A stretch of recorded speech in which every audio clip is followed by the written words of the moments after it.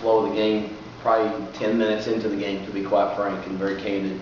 I did think that we took advantage of when Kayla Thornton picked up her second, played 9 minutes in the first half. I felt like that, excuse me, when we didn't make our run with her being on the bench, you know, that could catch up with us.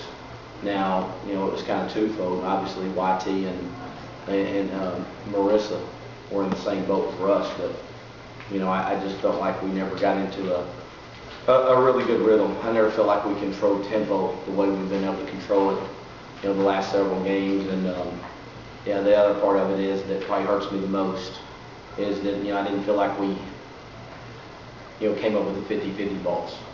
I felt like they outworked us, out-hustled us, and certainly outplayed us. And you know, at the end of the day, great UTEP.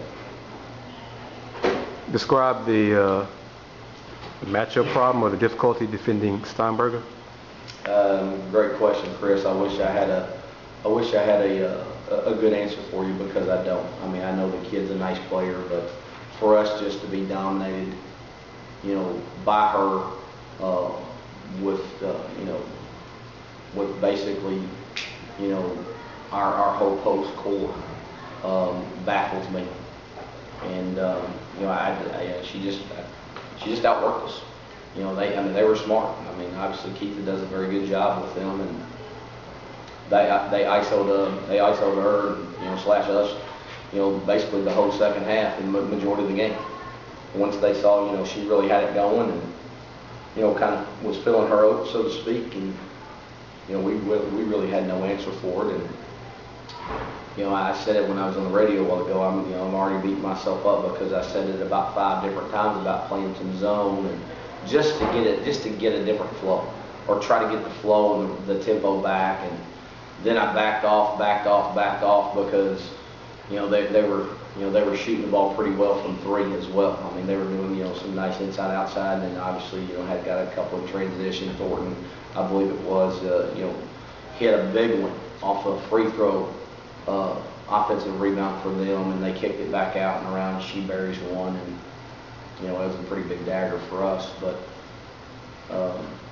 I mean, that's the one thing that you know, I'll have to go to bed at night with wondering what ifs. And as a coach, it doesn't get much worse than trying to figure that out.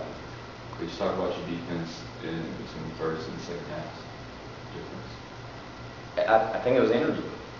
I mean, as simple and as generic as that may sound, I think it was lack of energy for us, and certainly just the opposite for them.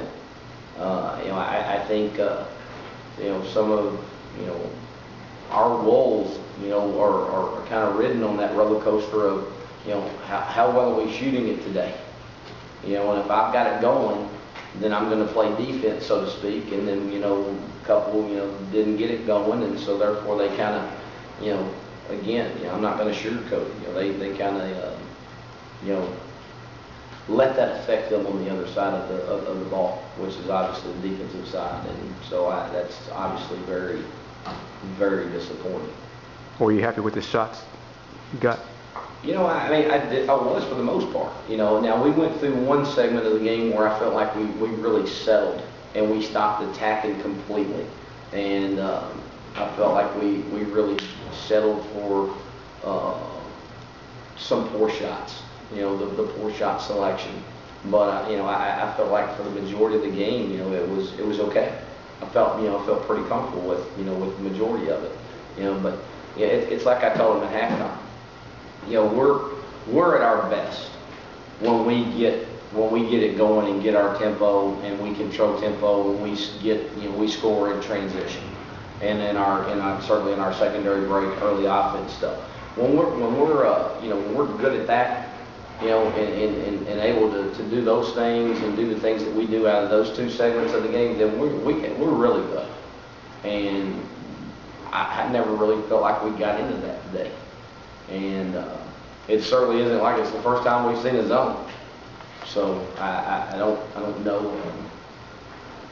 I just don't know why we didn't have that extra bounce in our step. Because I mean, you know, it's like we told them, I mean, if you can't get up for this game, you know, conference champions, defending champions, you know,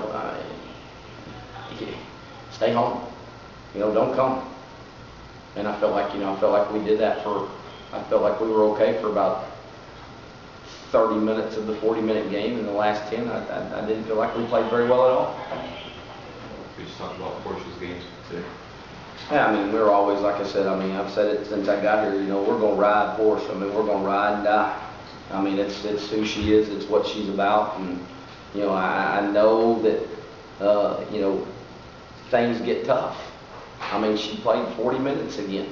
I mean, kids got a heart the size of the state of Texas. And, it becomes frustrating for her just as it becomes frustrating for me and the rest of us. But, I mean, the one thing that I will never question about Peggy is her heart. And as long as we got her heart, I mean, like I said, I'm fine. I mean, I could care less about stats. I could care less about points. I could care less about any of it. Obviously that'll all come. But, the biggest thing with her, as myself and a couple of the others is that, we got to, my biggest message next is going to be, we're going to have a short memory. And she's really hard on herself.